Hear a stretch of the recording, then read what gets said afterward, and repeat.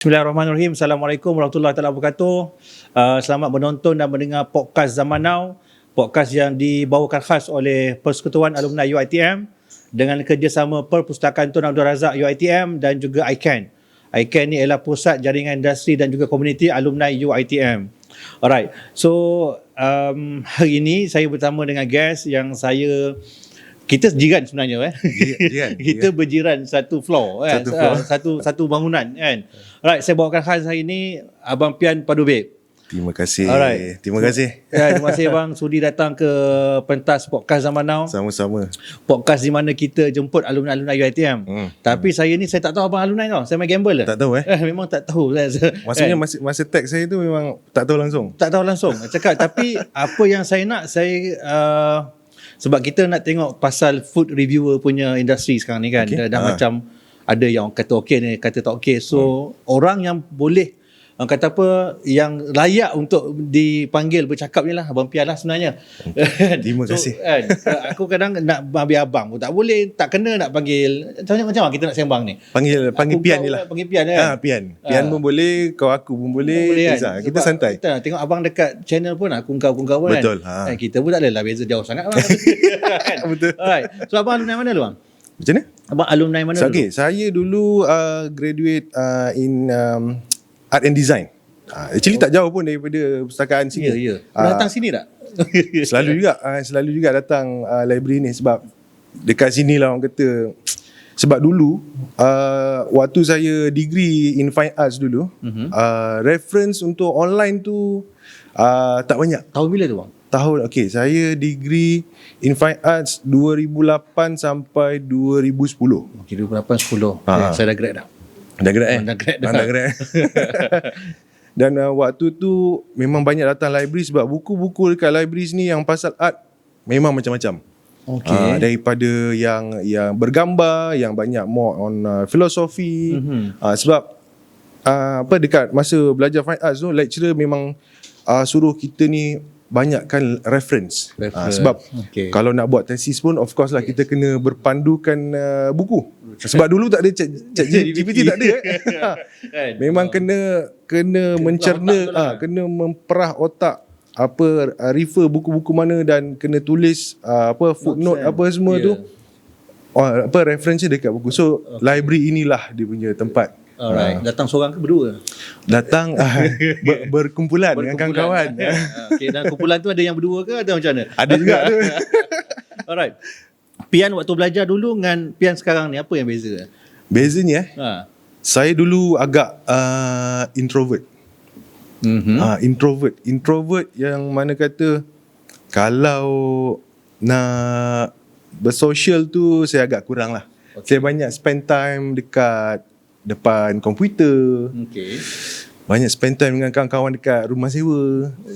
Section mana? Section mana dulu? Saya duduk di section 7 Shah Alam. Dekat masa tu pusat komersial memang baru buka. Memang buka plastik ni lah. Duduk dalam area pusat komersial ke atau flat belakang? Dalam pusat komersial. Actually berdekatan dengan restoran Murni sekarang tu. Belakang kuil tu. Ujung-ujung. Kat kuil tu kan? Betul. Masa tu kuil tu pun tak siap lagi. Baru hanya ada satu building rasanya. Alright, best tak UiTM dulu bang? UiTM dulu best. Kalau nak dikomparekan dengan universiti lain, saya pun tak tahu sebab tak pernah masuk universiti lain. Tapi apa yang saya boleh kata, apa yang saya perlukan as a student tu adalah dapatlah. Cumanya saya agak kecewa sikit untuk Fine Arts punya fakulti. Minta maaf cakap. Sebab masa student dulu saya expect, yelah kadang-kadang kita tengok kita ni banyak reference daripada overseas. Kalau melukis apa semua. Memang pilih ke bang course ni? Saya memang pilih. Alright. Saya memang pilih sebab saya memang minat melukis, berkaitan dengan grafik apa semua ni. Memang seni punya orang lah ni. Boleh kata gitulah. Jiwa tu halus lah. Masa student dulu ada beberapa fasiliti yang tak berapa nak lengkap lah. Tapi mungkin diorang ada sebab kenapa diorang tak bagi fasiliti yang lengkap kan. Tapi masa saya student dulu saya rasa macam even easel untuk letak painting tu pun tak sempurna lah. Tapi ikutkan kita orang boleh lah macam nak DIY, nak orang kata author bagi elok kan easel tu apa semua. Tapi Yelah, saya rasa macam as a art student sepatutnya kelengkapan macam-macam tu sepatutnya dah Basic lah. Basic tu basic ada ada lah. Dan ada juga beberapa facility, contoh macam saya dulu majoring in painting and minor in printmaking. Okay. So ada certain kita panggil apa, machine untuk roller untuk buat kita panggil etching masa tu. Kita kena berkongsi dengan kita panggil masa tu semester lain, batch lain. So masa tu nak buat, yalah kalau dah final artwork tu nak kena buat, so kita kena berebut sikit. Tapi masa tu as a student kita okay je, tapi bila fikir-fikir balik facility yang dekat, contohlah kita banding masa tu dekat luar kan, tengok best lah dia orang satu, kita panggil satu batch tu ada dia orang punya sendiri kan. Dia machine dia sendiri lah.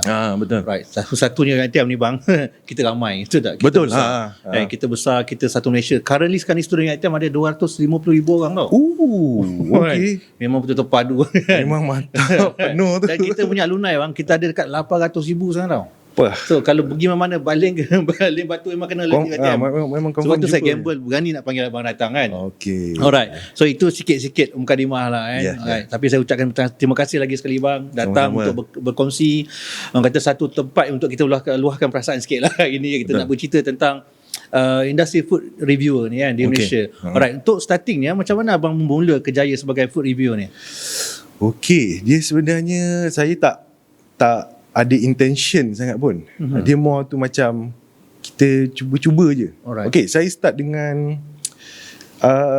macam mana boleh saya terjerumus ke ni Sebelum ni kerja ke? Lepas grad ni kerja ke? Atau Okay, lepas grad saya bekerja dalam, orang kata dalam bidang lagi lah. Maksudnya saya masa tu bekerja di Galeri Candan. Galeri yang agak aktif juga buat art show masa tu. Masa tu 2011 sampai 2012. Okay? Dan saya bekerja as a gallery assistant. Saya uruskan pasal kemasukan artwork, masuk painting, sculpture ni apa semua. So kena buat, kita panggil inventory, yes. Kena listkan artwork mana yang masuk, bila dia masuk, and then artis dia siapa apa semua. Dan local semua lah? Ya? Local lah semua? Semua local. Okay. Dan lepas tu kita pun kena manage juga kita panggil katalog. Kita setiap bulan Galeri Candan masa tu ada buatkan art show lah, yang mana dia akan showcasekan artis-artis dekat dalam Malaysia ni. Alright. Dan saya kena deal dengan gallery manager untuk kita buatkan art show tu pada setiap bulan. Okay. So begitulah permulaan saya. Itu kerja pertama lah tu? Kerja yang paling awal lah. Gaji pun masa tu saya rasa dalam 1,000, 1,100 kot. Tolak tinggal berapa ratus je masa tu. Boleh survive ya? Sebab masa tu bujang. Alright. Masa tu bujang dan kita pun tak ada fikir benda-benda yang fancy-fancy sangat pun. Alright. Janji hidup lah. Janji hidup, ada orang kata motor pergi balik kerja. Ada rumah sewa dengan kawan-kawan. That's it. Lepas tu saya nak dijadikan cerita, saya accident. Saya accident di Jalan Bangsa. Okay. Waktu saya bekerja dengan Galeri Candan tu. So galeri tu kat Bangsa? galeri tu di Bukit Damansara. Okey, dekat So masa tu saya tengah manage satu art show untuk bulan tu. Untuk beli apa saya tak ingat, nak pergi ke Bangsa. On the way pergi Bangsa, accident, patah bahu. Patah bahu. So saya bagi tahu saya punya bos tu, cakap saya accident apa semua. Lepas tu saya pun masa tu tengah ada idea untuk buka bisnes sendiri. So saya cakap dengan bos saya, tengah mengelamun dia masa tu nak buka bisnes ni, nak buka bisnes printing masa tu. So nak dijadikan cerita, saya cakap dengan bos saya, tak apalah saya berhenti kerja sebab bahu pun dah patah. dalam accident tu kan? Dah accident tu berhenti je lah kerja kan. Lepas tu kebetulan ada kawan baik saya sampai sekarang masih lagi dengan saya. Sekarang dia manage saya punya stall burger. Abdul Aziz, dia dengan saya kita orang buka satu, kita panggil The House of Art Studios. Waktu tu di Section 7. Waktu tu kita punya business is mainly on buat printing, buat design, dan kita masukkan sekali dengan video wedding. So dia shift daripada bekerja dengan dalam bidang art tu, saya pergi lompat pada buat design baju, printing apa semua, and then saya buat video wedding. Video wedding. So dalam tahun yang sama juga kita manage untuk ada satu kehidupan yang selesa lah untuk bujang masa tu. Sebab masa tu belum kahwin lagi apa semua kan. So mana ada job apa semua kita bagi duit cukup-cukup je lah. Mostly klien waktu tu student ke atau macam mana bang? Mostly kita dapat klien student sini yang mana nak printing baju untuk diorang punya kelab lah apa semua dapat. Sebab kita punya office studio masa tu dekat belah Jekyll sebelah sana. Okey, dekat Hakim baru tu. Dekat Hakim bukan dekat yang Jekyll yang sebelum bakar tu. yang bakar tu dekat dalam tu, dalam area tu. Dekat depan food court tu. Betul. Belakang Bis Point. And then nak dijadikan cerita, kita dapat tender daripada UiTM. Ini saya nak ucapkan jutaan terima kasih lah kepada Tadi marah. Tadi tak puas hati kan as a student. Sekarang ni kita nak ucapkan jutaan terima kasih juga sebab UiTM ni banyak berjasa lah pada saya. Kita dapat tender daripada UiTM. Saya masuk tender buka kedai photostat di College Mawar. Saya tak tahu sekarang ni dipanggil College Mawar lagi. College Mawar tak pernah bertukar. Tak tukar. Alhamdulillah. Tak web semua kat situ lah. Saya dapat dengan partner saya tu juga, kita dapat buka satu kedai photostat di College Mawar. Alright. Itu kata rezeki lah. Masa tu memang kebetulan masa tu saya nak kahwin dah 2013. Lagi beberapa bulan saya dapat offer tender ni. Buka. So cakap alhamdulillah ni memang rezeki terbuka luas ni. Kat Lubuk kot. Betul. So kawan-kawan pun kita refer lah kawan-kawan yang pernah buka kedai photostat masa tu. Ada Irawan masa tu, memang kita banyak refer dengan dia lah untuk hal-hal berkaitan dengan mesin photostat apa semua ni. So dia pun kata bagus bro, kau masuk dekat dalam ni kau boleh buat duit. Ini mesin duit ni dalam ni. Betul lah. Memang orang takkan putus. Betul. Kecuali cuti SEM. Cuti SEM kita sakit sikit lah. Faham. So nak dijadikan cerita, kita punya kontrak tu sampai 2016. 2 tahun ada? 2+1. Okay. 2+1. Tapi masa tu kita buat duit until 2015. Sebelum saya shift kepada food review ni. Masa tu business okay. Tahun pertama alhamdulillah kita making money lah. Champion gila lah. Alhamdulillah. Saya kahwin, partner saya pun kahwin kan. And then ada staff apa semua. So sampai satu masa ada perpindahan student. Masa tu kalau tak silap saya, yang mana UiTM sini cuti panjang untuk beralih. Betul. Lepas tu pindah pula student ke Cawangan. Ke Puncak Alam masa tu. So kurang dah student dekat College Mawar. So kita punya sales semua tak apa nak bagus. So masa tu keluarlah saya punya exit plan. Plan A, plan B, plan C, plan D semua. Nak buat apa lepas ni kan? Memang dah plan awal Dah plan. Nak buat apa. Sebab kita tengok, sebab kita buat printing ni. Duit cash flow apa semua tengok, ni tak apa cantik ni. Okay. So bulan depan pula kita dengar student dah nak cuti ni. So fikir, plan A execute, kita jual power bank. Tak jalan. Masa tu Taobao lah, power bank kan, macam-macam lah keluar. Yang besar-besar kita dah bawa masuk yang paling latest dah kita rasa ni. 2 bulan lepas tu dah ada keluar yang paling baru. So tak laku dah power bank kita. Ini semua China datang China daripada China. Tak jadi. Kita jual t-shirt pun tak jadi, merchandise. And then macam-macam lah. Kedai masih maintain lagi? Kedai masa tu dah suruh staff jaga dah. Okay. Just buka macam biasa je. Kita just cater yang mana yang tinggal dekat College Mawar je masa saya tu. Saya perasan during that time ada 3 bulan tak silap saya cuti sebab tu yang lama. Betul. So itu agak sakit jugalah. So bila dah ada exit plan tu, kita cuba satu-satu sampailah tahun 2014 hujung tahun macam tu. Ada kawan saya yang lain ini, dia mensuggestkan saya, apa kata kita buat satu video. Masa tu dia bagi idea is video jalan-jalan, makan-makan santai-santai. Macam jalan-jalan cari makan. Masa tu kita refer, kita dapat gambaran is jalan-jalan cari makan. Dia satu program makan yang saya rasa macam legend lah kan. legend daripada tahun 90-an, tahun awal 2000 dulu lagi dah ada kan. Itu yang cerita yang kita tengok. Sumber yang kita akan dapat untuk kedai-kedai makan. Betul. Masa tu hostnya ialah Maria Tunku Sabri. Ya, okey. Selera tengok dia makan. Selera. Berminyak dia tengok. Lap-lap mulut dah. Alright. Dan masa tu kita saya punya gambaran begitulah videonya. So bila saya buat research apa semua, masa itulah saya jumpa beberapa saya punya reference yang saya gunakan sampai sekarang, iaitu masa tu Mark Wins. Mark Wins is a kita panggil YouTuber yang sangat prominent, sangat gempak, menghasilkan konten serata dunia. Pergilah mana-mana negara, dia akan cuba setiap makanan. Dia ni macam Speed lah sekarang ni. Dia personality dia tak macam Speed, cumanya dia lebih Beradab lah. betul. Dia lebih sopan.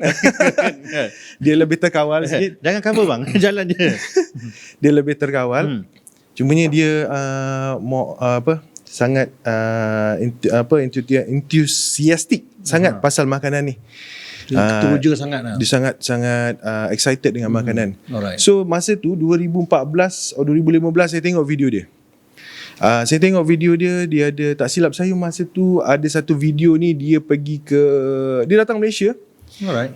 Dia tinggal di Thailand masa tu. Dia actually warga US yang merantau ke Thailand. Saya ada tengok Mark Wins datang Malaysia pergi review makanan kenduri kahwin dekat Malaysia ni. Oh, dia terkejar kenduri kahwin orang. Dia terkejar. Dan orang kita of course lah menerima dengan baik kan. Oh, kita pantang kalau Mak Saleh bang. Mak Saleh datang, okey. Semua tak ada masalah. So bila saya tengok perwatakan dia, cara dia menyampaikan rasa makanan tu, walaupun makanan tu ialah bukan daripada lidah dia, bukan daripada, dia tak membesar pun dengan makanan tu, tapi dia boleh enjoy. And setiap perkataan yang keluar daripada mulut dia yang menceritakan pasal makanan tu, saya boleh gambarkan. Boleh rasa, boleh. Kita boleh macam imagine, macam ni. Betul lah dia rasa macam ni. Okey. Sebab mungkin lidah dia ialah first time makan nasi tu kan. Minyak. Nasi minyak tu. Bila dia ceritakan, okey, kita dapat gambaran sebegitu rasa dia. So saya jadikan dia as mentor pada awal-awal tu. Sebab saya tengok channel dia, best lah dia pergi travel kan. Lepas tu dapat duit daripada YouTube. So saya pun Google lah, macam mana dapat duit daripada YouTube ni. Okey, tahun bila tu bang? 2015? Mungkin penghujung 2014 sebelum saya start saya punya channel yang awal-awal tu. Okey.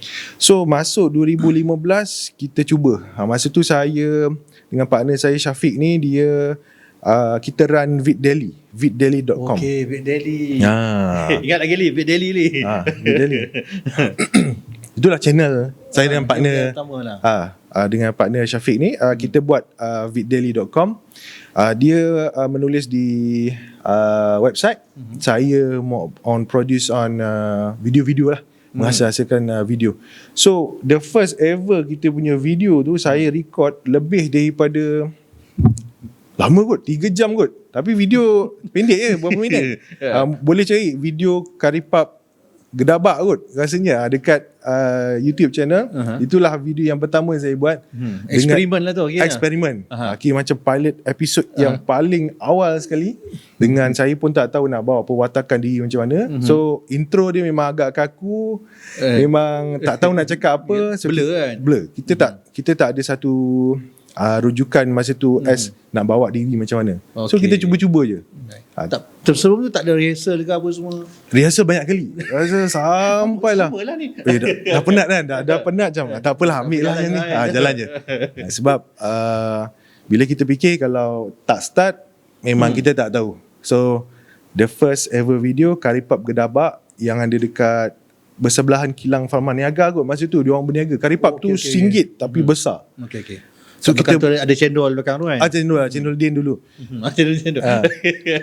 Lepas tu nak dijadikan cerita, video pun siap, kita pun publish. Masa tu kita publish dulu dekat YouTube.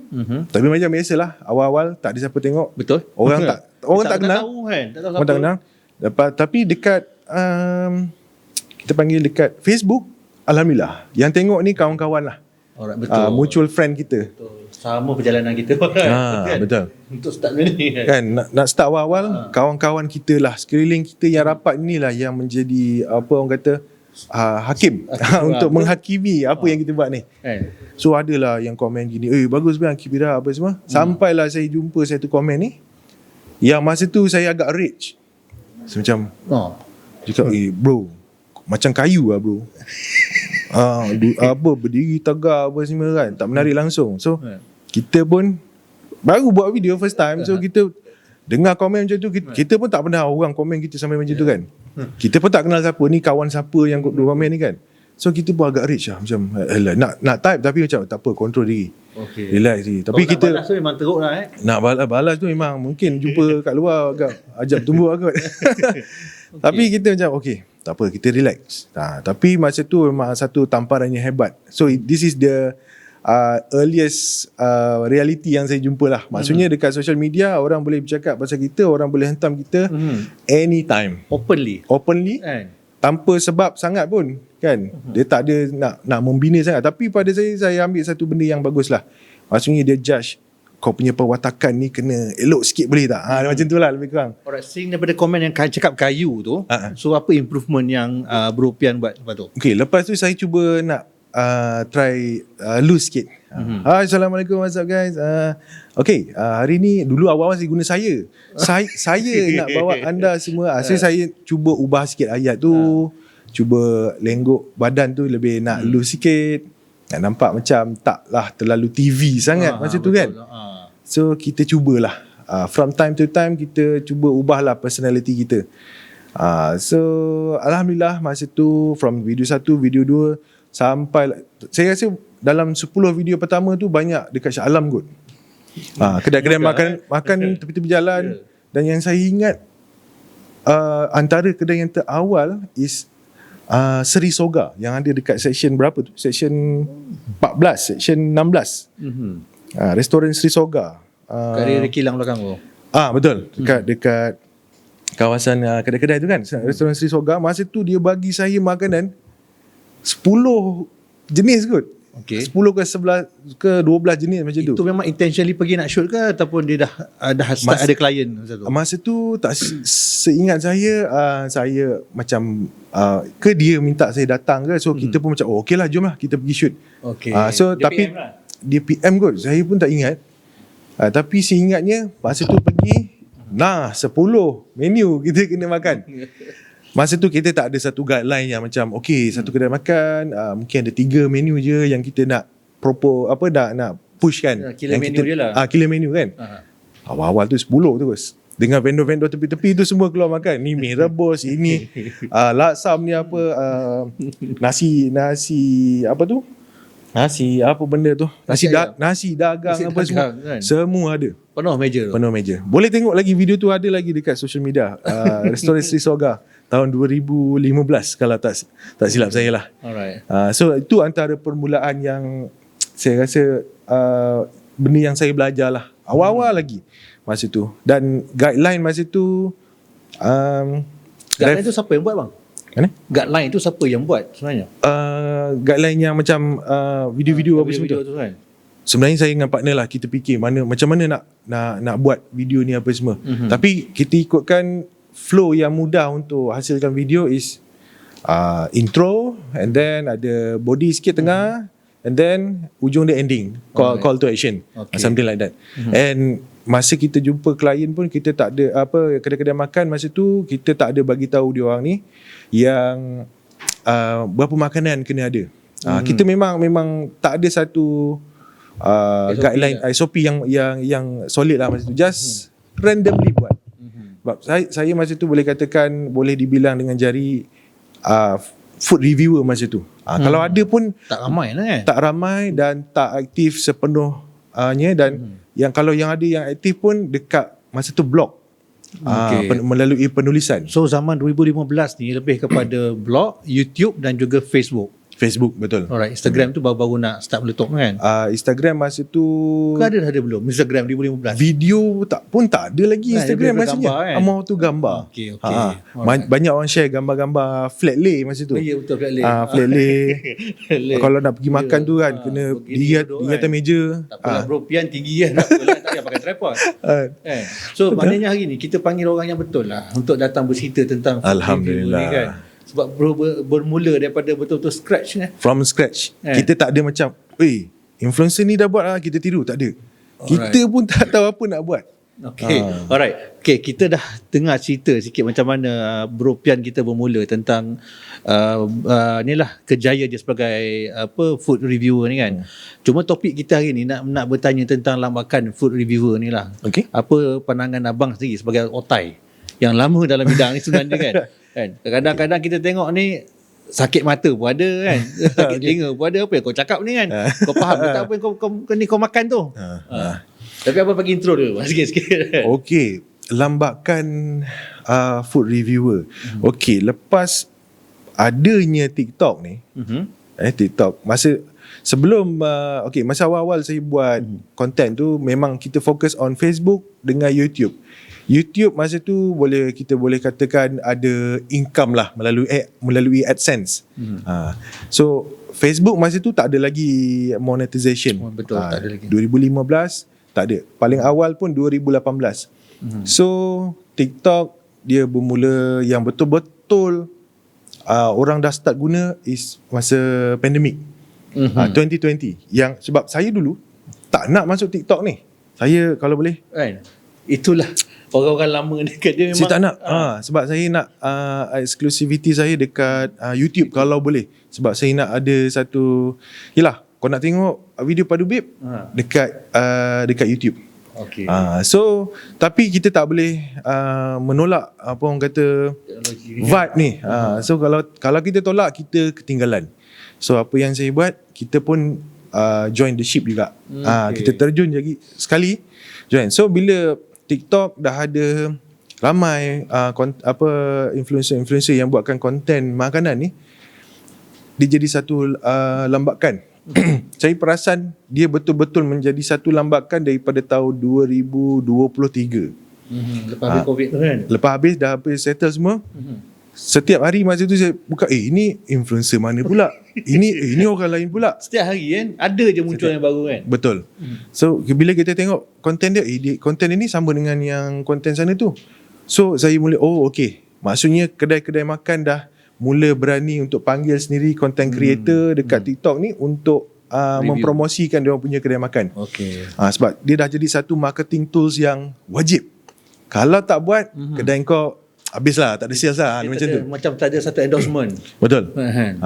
Dia macam, kalau dulu kedai makan buka nak kena ada Facebook page. Tapi sekarang kedai makan buka nak kena ada TikTok. Dan juga food reviewer yang datang makan. Yes. Yang boleh ambil video letak kat situ. So orang pun boleh tahu apa makanan yang ada dekat dalam kedai makan tu. Itu satu orang kata marketing yang sangat mudah lah. And costing berbeza. Kalau ambil nano influencer murah. So kedai-kedai makan ni pun tak nak spend too much on diorang punya marketing. Buat Facebook ads pun kadang-kadang jadi, kadang-kadang tak jadi. So diorang, aku panggil reviewer lah, senang. Dekat dalam TikTok ni dah ada ready views. Kan? Kalau dulu kita post dekat Facebook, belum tentu ada views. Post dekat YouTube, belum tentu ada views. Betul. Post dekat TikTok, silap-silap baru 2-3 video boleh FYP video tu. Itu sebab kenapa boleh ada lambakan content creator. Sebab satu content yang nak dihasilkan sangat mudah. Boleh guna phone. Boleh guna phone. Guna phone. Tak ada kan? Kalau pakai iPhone tu macam okay, dah bagus lah tu. Lepas nak edit sangat mudah, dah ada CapCut, dah ada even dekat dalam app TikTok pun dah boleh edit terus edit dalam terus, tu. kan? Nak buat voice over pun pakai sangat senang. Ini as a challenge you as a senior content creator lah kan. Kita nak tengok budak-budak yang datang ni dengan zero knowledge. Macam kita tengok tadi dia macam abang cakap tadi, dia start 2023. Mungkin yang start 2023 ni sebagai satu batu loncatan bagi mereka yang hilang kerja masa pandemik. Dia tak ada kerja. Dia nampak Pian Padu Babe ni macam syok je kan. Boleh buat kan? Boleh buat kan. So dia buat. What do you think about that? Betul juga. Sebab okay, mungkin yang 2023 baru dia orang buat. Mungkin masa tempoh 2020 tu dia orang cuba buat benda lain ataupun dah cuba berjinak-jinak buat TikTok ni. 2023 baru dia boom. So bila dia orang dah boom ni, yang lama-lama content creator macam saya dengan ada few friends dekat YouTube channel yang baru-baru nak masuk ke dalam TikTok ni, kita orang pula tenggelam. Sebab dia orang ni sangat ramai dan dah makin bagus. Makin bagus maksudnya apa yang penonton nak, dia orang boleh deliver. Maksudnya video pendek, tak payah layan sampai 15 minit punya video, 10 minit punya video. Just layan mungkin mungkin dalam 30 saat you guys can get all the informations. Sekejap je. Mungkin dalam 1 minit korang dah boleh tahu makanan apa sedap dekat sini, waktu operasi pukul berapa, rupa makanan macam mana, dah settle. So next video dah boleh swipe macam tu. Senang. Macam Abang Otai dalam content creator ni untuk buat makanan ni, apa keperluan yang persediaan yang korang perlu buat sebelum pergi ke satu tempat untuk review makanan? Okay. Yang kita cakap dari segi Otai lah, bukan kita pergi Kedah kan. Bawa kamera ni Kedah tak.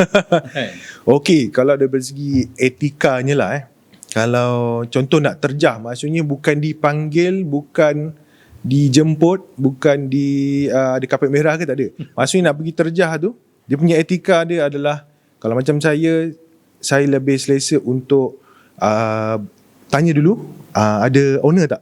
Owner kedai makan tak? Kalau ada ataupun ada manager ke, saya akan tanya boleh tak kalau saya nak shoot video makan, saya nak buat review sikit. So pernah juga ada satu situasi yang saya tak dibenarkan untuk shoot, tapi kita buat keras je. Dia tak kenal kot siapa kan. Yes, dia tak kenal. Lepas tu kita buat keras je, maksudnya kita teruskan apa kita nak buat tu. Tapi dalam satu maksudnya terkawal lah, maksudnya tidaklah orang kata mengganggu tugas-tugas pekerja kitchen dekat dapur ke, masuk kitchen suka-suka hati ke, tak ada. Kita kalau boleh shoot dekat luar saja, shoot dekat luar sajalah. Order makan macam biasa. Order makan as macam pelanggan, customer biasa. So saya rasa etika untuk terjah kedai makan tu sangat penting lah. Dan as a food reviewer, kita ni sebenarnya membawa satu power yang agak kuat sebenarnya.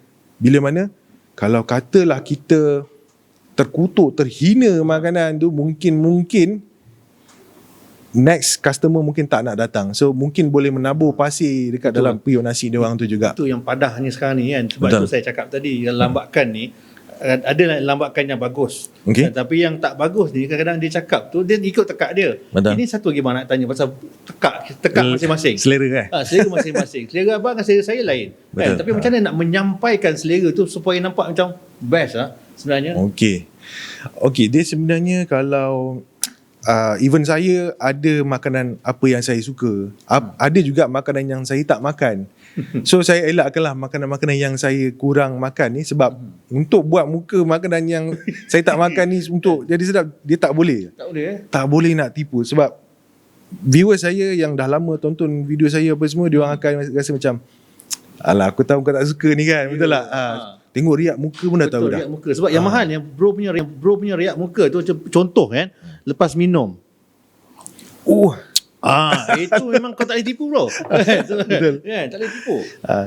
Kita kalau boleh nak bagi satu expression yang genuine lah. Kalau biasa kita buat gaya biasa. Maksudnya okay. Okay, kita tahu.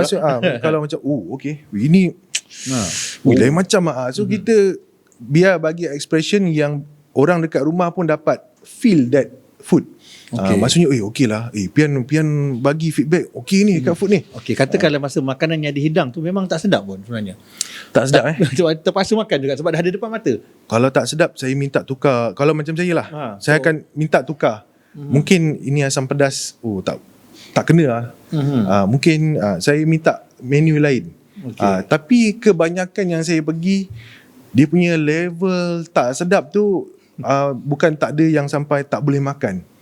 Dia macam ini off sikit. Dia off mungkin, bang ini sorry bang, tukang masak yang sebenarnya balik kampung, esok baru datang balik.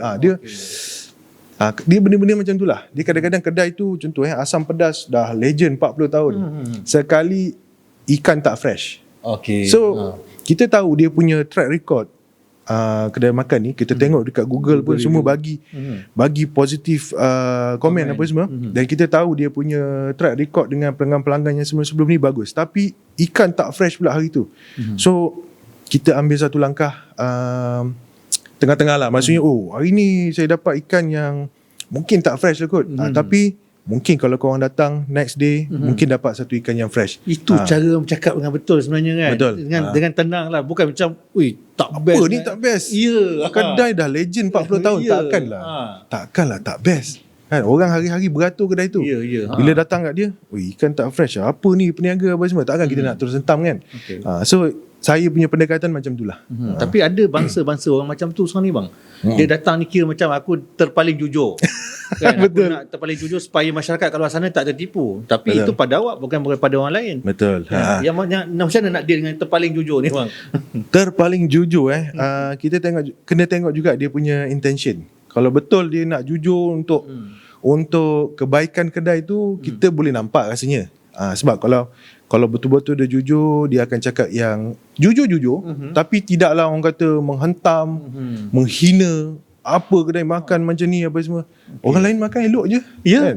Elok dan tenang je makan. Awak seorang yang berlupa kat situ. Mengeluput cakap benda ni tak bagus lah, apa rasa macam kasut lah apa semua kan. So benda ni kita kalau boleh nak elakkan, dan kalau boleh kita menghargailah food reviewer yang boleh bagi dia positif komen yang membina, walaupun tak sedap dia cakap yang elok-elok.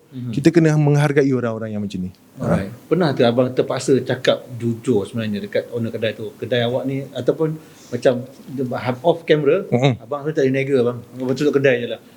Kalau yang komen yang macam tu tak ada, tapi saya akan macam kak, hari ni asam pedas akak ni macam masin sikit lah. Memang macam ni ke apa? Oh, iya ke? Memang macam ni. So saya akan macam pada saya dia macam masin sikit. Dia terima tak bang? Dia terima. Kebanyakannya dia akan tapi yang defensif pun ada juga. Mungkin dia cakap ini mungkin Hospital temurun je. dia ini memang kita punya style kan. So kita tak boleh nak cakap apa juga. Tapi kita bila makan kita akan bagi satu reaksi yang macam biasa-biasa ataupun best, sedap. Kalau tak sedap betul tu, kita akan, kalau boleh dari awal kita minta dia tukar menu lain. Pernah bergaduh tak dengan owner restoran? Kalau punya orang tengok pian datang je, alamak pian datang Tak tadi. adalah, tak adalah. Jangan masuk. Setakat ni tak ada. Sebab kebanyakan yang mengenali saya mungkin dah terbiasa tengok positif komen untuk makanan-makanan tu. Walaupun makanan tu tak kena dengan selera saya. Macam contoh sebelum ni saya pernah pergi satu kedai makan, kedai nasi lemak dekat Seksyen 7 ni. Apa nasi lemak dia? Antarabangsa. Nasi lemak apa tak ingat, baru review dalam tahun lepas rasanya. Tahun lepas bang. Saya cakap nasi lemak dia, sebab saya tak berapa suka nasi lemak basmati. So saya cakap nasi lemak dia kurang berlemak. So jadinya agak kurang bersantan. Tapi saya cakap kalau untuk makan dengan sambal apa semua tak ada masalah. So dia terima dengan seeloknya. Maksudnya saya macam okey, bagus, dia boleh terima. Dan bila saya tanya ada nak ubah resipi, dia kata memang macam ni dia masak. So maksudnya bila pelanggan pun ada, maksudnya pelanggan yang lain boleh makan makanan dia, tak ada masalah. Alright. Okey, daripada isu tentang penggunaan tahap kesedapan tu. Okey. Macam abang ni kita tahu Padu padu yang tahap macam mana. Tapi sebelum tu orang nak tahu kat abang, padu ni datang daripada mana? Adakah branding abang ni daripada dulu dengan padu ni ke, atau macam mana? Okey, saya perkataan padu babe, ini sebenarnya macam satu perkataan yang saya biasa guna masa student dulu. Bukan saya je, even kita semualah. Orang lain pun guna juga perkataan tu. So jadinya saya jadikan dia satu brand, sebab benda perkataan ini saya selalu sebut. Kau student kawan-kawan tanya kan, kau pergi makan cendol kat mana? Tu ada cendol Pak Akop. Padu babe dia punya cendol dia. So bila teringat, saya selalu guna perkataan padu babe ni kan, tagline tu. So itu yang saya guna dalam video hampir setiap video masa awal-awal dulu. So jadinya benda tu melekat, itulah keluar padu babe. Alright. So dari segi abang punya research kan, abang pernah buat research tak? Dari segi nak menghuraikan satu makanan tu, dia kena dengan rasa dia, masin dia kan, ada level masin dia macam. Betul.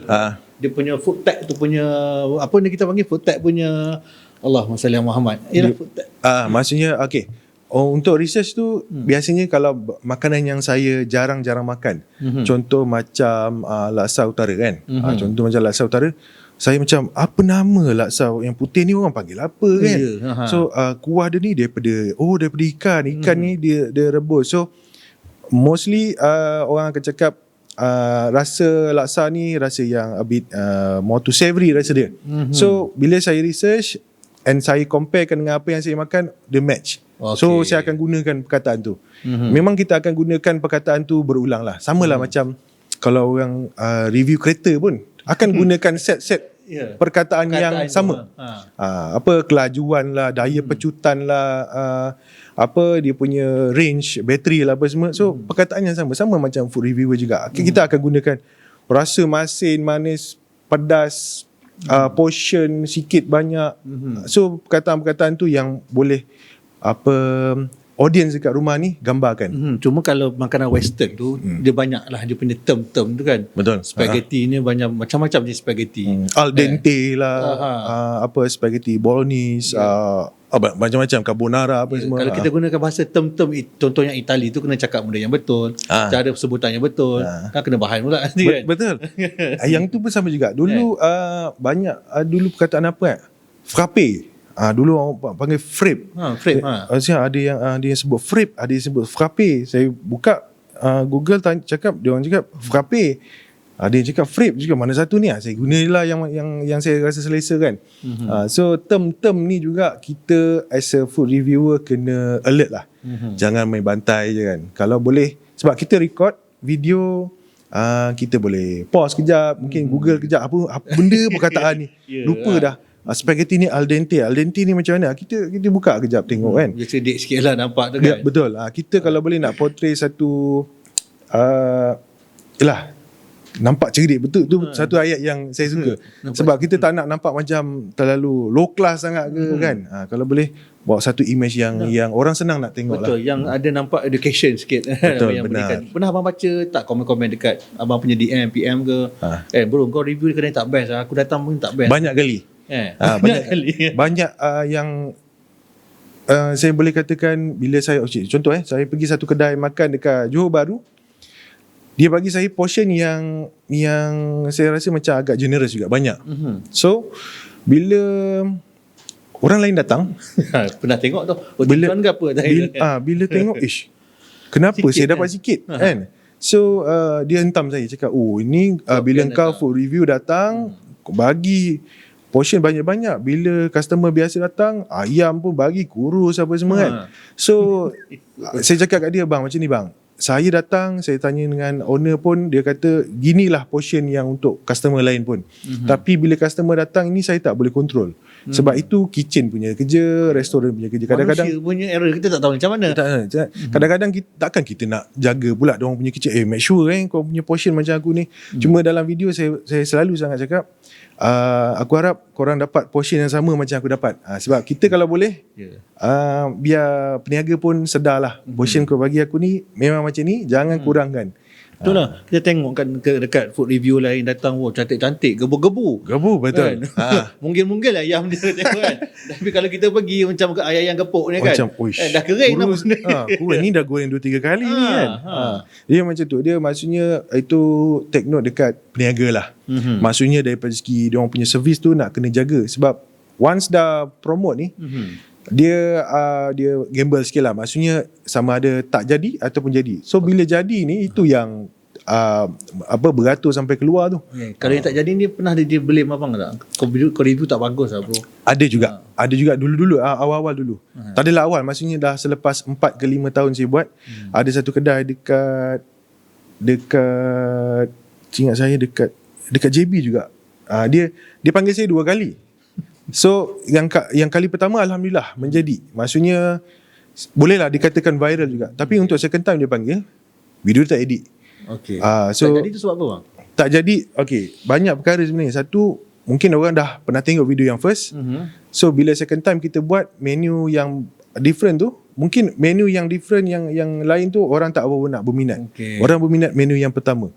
So jadinya benda tu kita pun tak boleh nak kontrol. Kita dah gunakan sehabis baik kita punya cara pembuatan video. Ni confirm best ni, sebab kita daripada segi look dia punya food ni mesti orang suka. Tapi bila kita post video dia tak pergi. Itulah kadang orang marah abang. Orang tengok kedai-kedai viral ni pergi kan, viral beratur panjang kan. Tapi pergi Allah rasa dia sebelum viral dia okey bang, tapi selepas viral tak okey. Saya nak sharekan satu pasal yang ni. Kedai ni saya baru pergi awal bulan 5 itu. Nama dia nasi lemak Man Mila dekat Kulai. Nasi lemak Man Mila ni dia before this beratur panjang. Orang sangat viral. dengan portion sotong dia bagi memang banyak. Tapi masa saya datang tu dah vibe dah slow. Even bukan sebelum saya datang lagi dah start slow lah perniagaan dia orang. Maksudnya viral ni dia marketing dia sebenarnya non-stop lah kalau boleh. Sebab bila ada dekat social media kena sentiasa ingatkan kewujudan perniagaan satu kedai makan tu. Tak boleh stop lah. Tak boleh stop. Sebab one stop dia akan drop the sales, drop popularity, orang dah nampak kedai lain dah dekat dalam TikTok mungkin kan. Abang rasa abang masih lagi relevan ke dalam dunia food review ni? Oh, okey. Terus bagi kan. Relevan tak relevan tu memang menjadi saya punya permasalahan yang saya fikirlah. Sebab yang mesti saya cakap tahun 2023 saya realise yang dah ada lambakan food content creator ni dekat TikTok kan. Sampai dah tak ada dah orang DM saya untuk buat food review. Sampai satu masa tahap macam tu Dah tak ada dah.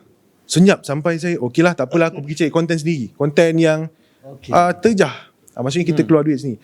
So saya rasa macam dah tak ada orang nak panggil aku. Lama tak macam tu bang?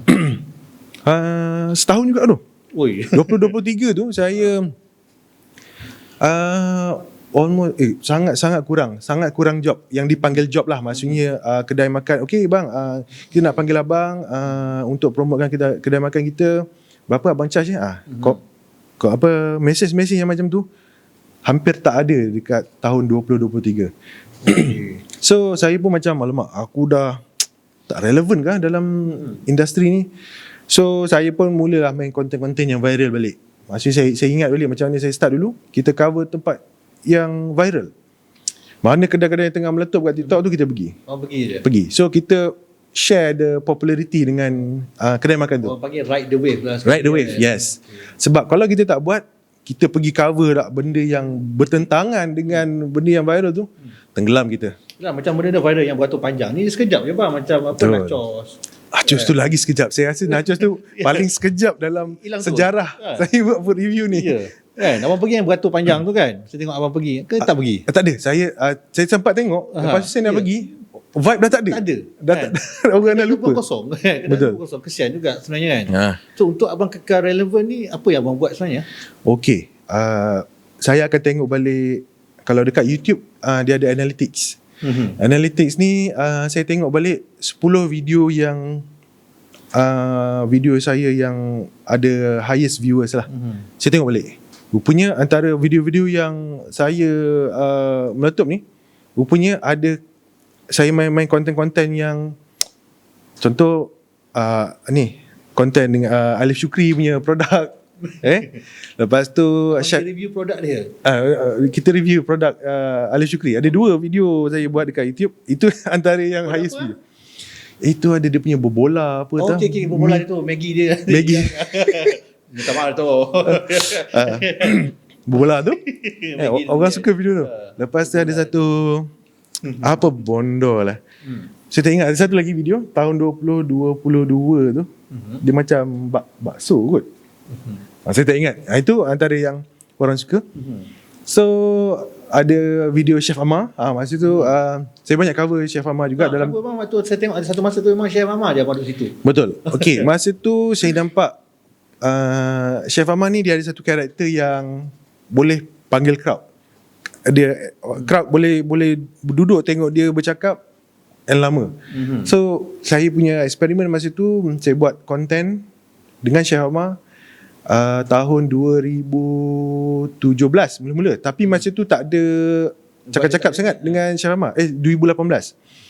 Tahun 2019 saya pergi review dia punya lamb shank. Tengok orang suka Chef Amar ni. Beratur panjang kat stadium kan? Masa tu dekat USG 4. So bila kita buat konten Chef Amar, saya makan Chef Amar punya lamb shank masa tu. Ni abang pergi sendiri kan? Dia tak panggil? Tak panggil. Okay. Saya pergi sendiri. Masa tu kita terjah bazar sebenarnya. Tak ada intention pun nak pergi cover Chef Amar. Tapi bila tengok cara dia bercakap dengan kamera, cara dia interact dengan kamera apa semua, saya tengok bagus ni kalau buat konten kan. So the next day tu saya datang lagi sekali, saya beli lamb shank dia tu. Saya beli lamb shank and then saya buat video. Minggu depannya boom, orang beratur panjang. Chef Amar kata dia ambil nombor saya. Pian kata ini lamb shank sold out hari ni.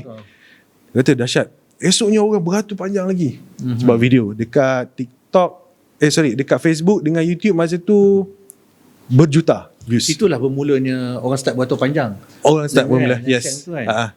Lamb shank masa itulah bermulanya era lamb shank. Sampai Ya, sekarang sekarang kita dah. boleh cari lamb shank kat mana-mana. Even kedai mamak pun ada lamb shank. Nasi lemak lamb shank bang. Macam mana nak telan abang? Nasi lemak lamb shank kan. Lamb shank lagi mahal daripada nasi lemak. Itulah pasal. Tapi awak nampak masa tu Chef Amar ni ada kontroversi. Abang menumpang dia punya property kontroversi ke? Saya boleh kata gitulah. Sebab kalau kalau saya nak cerita pasal saya famous ke apa, saya tak adalah over sangat famous. Betul. TV pun tak pernah masuk kan. Famous pun mungkin dekat kalangan-kalangan viewer saya je. Tapi bila Chef Amar pun dia ada kontroversi dia, so saya pula cover dia punya kontroversi tu, boom. Okay. So dia jadi tersebar lagi. So orang pun start marah lah. Masa tu gaduh pasal runner pergi beli banyak-banyak sampai bergaduh apa semua. So masa tu pun kita alhamdulillah viewers pun orang pun makin ingat kita balik lah. Alright. Tapi sekarang ni masih lagi dengan Chef Amar ke? Sekarang ni tahun ni saya yang cerita pasal relevan tu kan. Cerita pasal relevan tu saya daripada tahun lepas lagi saya fikir macam untuk Ramadan tahun 2025 ni saya nak buat kelainan sikit. Which is masa tu saya fikir saya nak pergi bazar Ramadan di Singapura. Right, okay, kita nak masuk ke Singapura sekejap lagi. Stay tune podcast Zaman Now.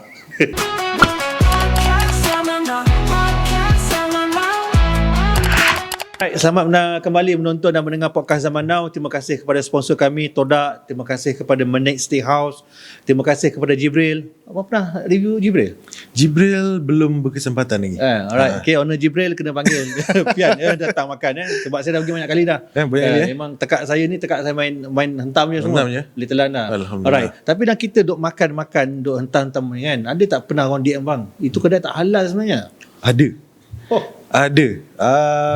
Masa tu masa tu saya kurang kesedaran sikit lah kata sebab kita ni bukan yang kata baik macam yelah Toiban sangat kan. masa tu kita kurang kesedaran sikit. Masa tu kita bawah sebelum pandemik lah Masa tu saya kat China lama lagi rasanya. Kedai tu dia tak ada halal. Dia just promote no pork no lard lah. Tapi dia tunjuk kat kita yang buat kita macam okey je sebab dia tunjuk kat kita supplier halal dia. Supplier dia semua halal. Cumanya staff dia orang sebab yelah halal ni dia ada regulation yang agak ketat. Even kitchen punya layout pun nak kena ikut standard apa semua kan. Dan masak staff pun nak kena ikut juga. So mungkin dia kata masa tu susah sikit dia nak dapatkan halal lah. Sijil halal ataupun masa tu tengah proses. Ambil masa. Biasa alasan yang senang nak cakap ni tengah mohon. Tengah mohon. Lepas tu bila saya dah review kedai tu, ada satu DM ni yang dia agak berbaur bukan ugutan dia macam agak kasar sikit lah. Dia kata bro kau aku tengok dah banyak kali masuk kedai yang macam ni. Aku perhati je kau sebab kedai ni setahu aku memang tak halal. Dia kata macam tu. Kata aku nak bagi tahu untuk aku nak viralkan kau ni supaya followers kau tahu yang kau masuk kedai tak halal. Saya cakap bang macam ni. Saya dapat masa tu saya yalah a bit defensive lah sebab kita masa tu dapat tahu yang dia ada supply halal apa semualah. So saya pun cakap kat dia macam ni bang, saya dapat tahu yang dia orang ni ada supply halal apa semua. So dia pun cakap lah dia dia boleh tipu lah apa semua macam tu. Saya pun macam terpulang lah pada abang masa tu. Seorang dia je lah kan? Seorang je yang agak kasar, dia ada seorang brother ni je. So, dia selalu ke komen? Dia komen dia selalu komen. Tapi yang betul-betul yang harsh agak tak puas hati, yang harsh ni dia DM saya dekat Facebook.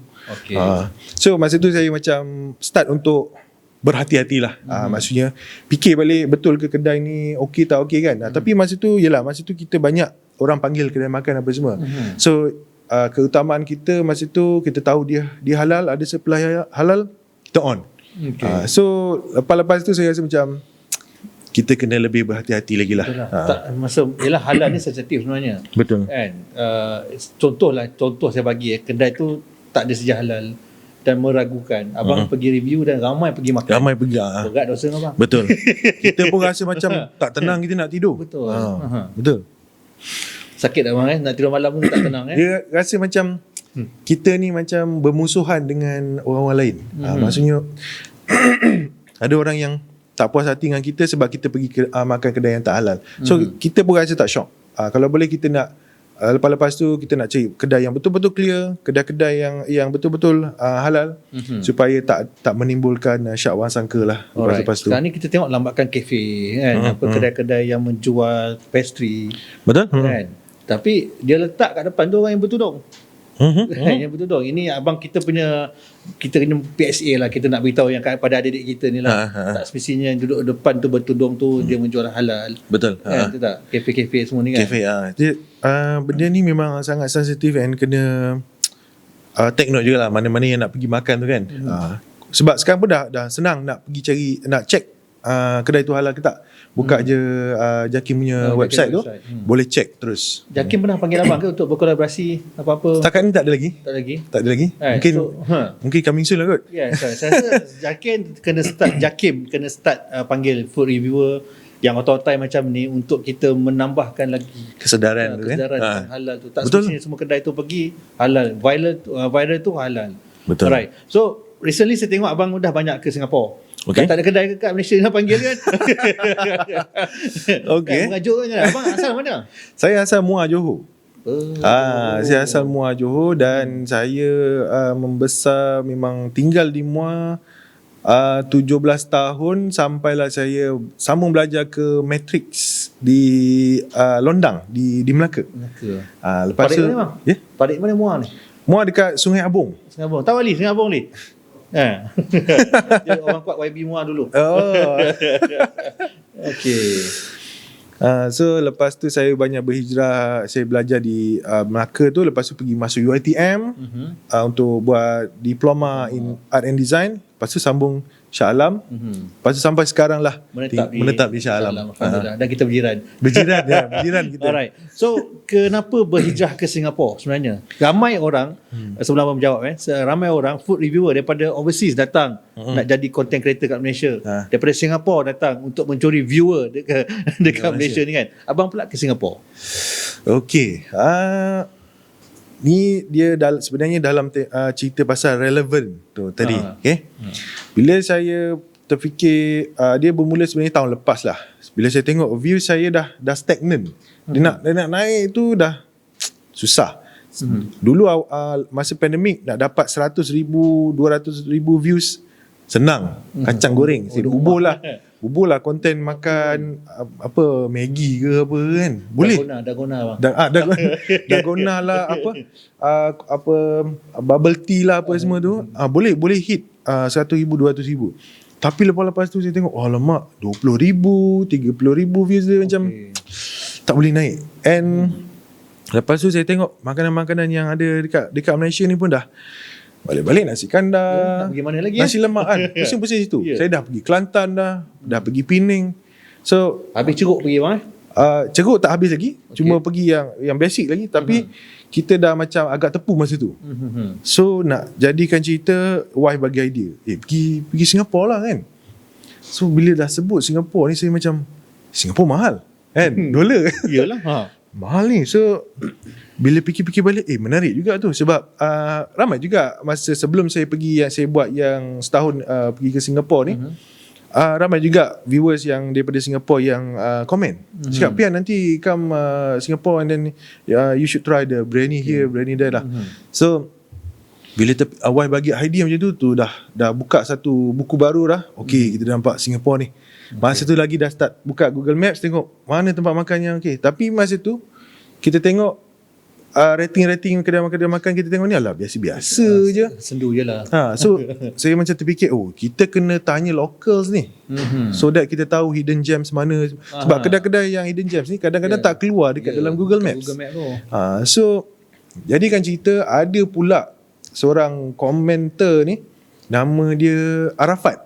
Dia selalu komen dekat video-video saya, dia kata, "Oh, you guys should come to Singapore." Dia selalu komen dekat Facebook.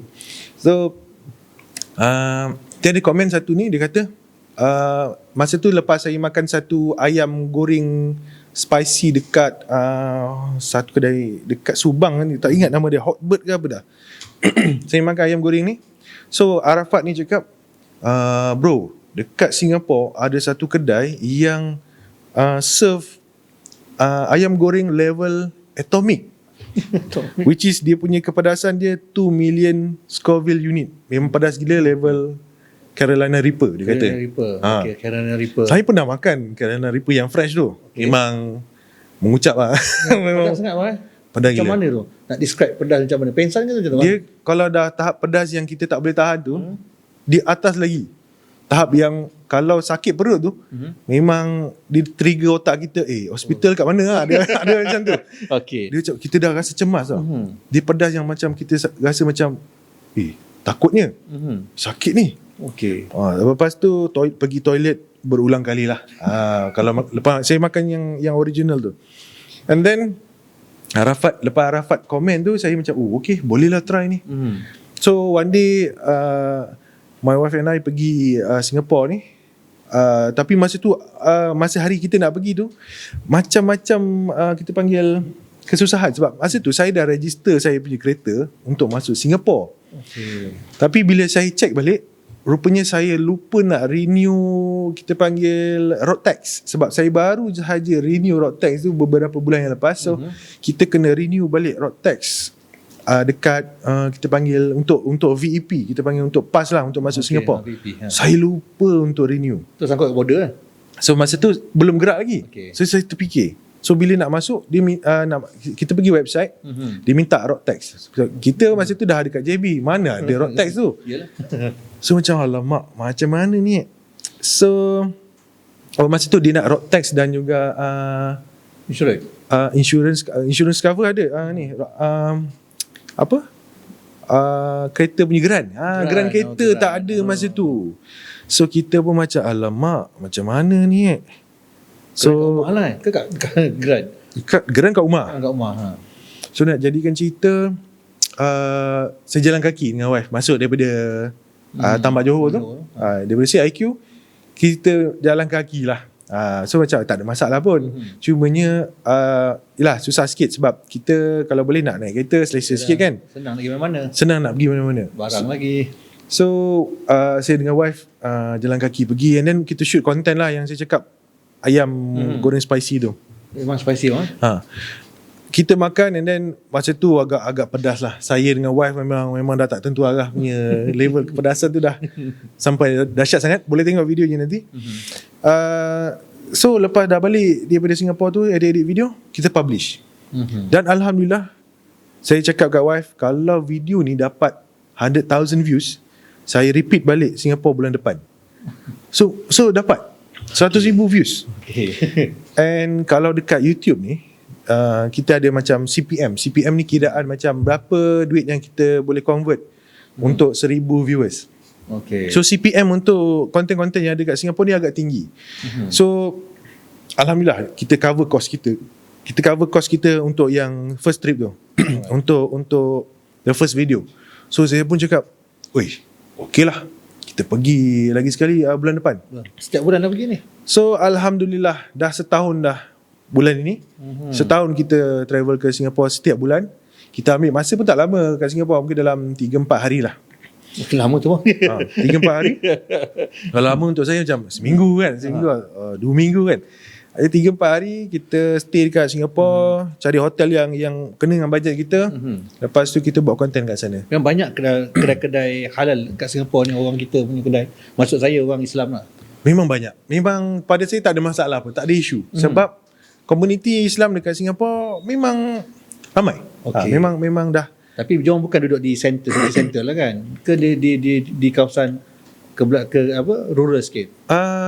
Tak ada. Kalau ikutkan Singapura ni dia punya size pun tak besar sangat. So kalau nak daripada center nak ke ujung tu mungkin ambil masa dalam 30 minit or 45 minutes max lah untuk from hujung ke hujung kan. So saya boleh katakan kedai makan halal ni almost everywhere. Alright. Ah, So balik modal lah bang untuk pulang Singapura setahun ni. saya boleh katakan balik modal lah. Alright. Balik modal dari segi saya, sebab modalnya is of course lah hotel, Transport kan. petrol sebab saya drive bawa kereta, and then makan not so much dia punya modal sebab kebanyakannya ada yang belanja kita. Yang mana kenal kita ada belanja. Mesti kenal tak bang? Kedai-kedai yang abang pergi tu. Mostly kenal lah. Jam tak di kat atas kan. Weh Pian. Kena jalan macam artis tau. Ada tadi kan. Alright. Mostly kita boleh katakan yang peniaga ni kenal lah. So kedai-kedai yang abang pergi kat Singapura ni dia tak ada, maknanya dia tak ada deal awal lah. Abang pergi terjah ke ada deal awal? Okay.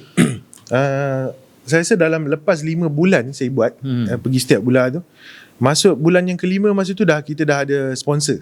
Kita ada sponsor daripada Ramdali. Ramdali ni dia ejen untuk rumah dekat Singapura. So dia kata, bro, boleh tak aku bayar kau a certain amount untuk masukkan iklan aku sikit dalam video kau. Amount tu make sure kau boleh lah untuk pergi terjah kedai-kedai makan dekat Singapura ni, cover cost kau. So kita kata menarik juga tu.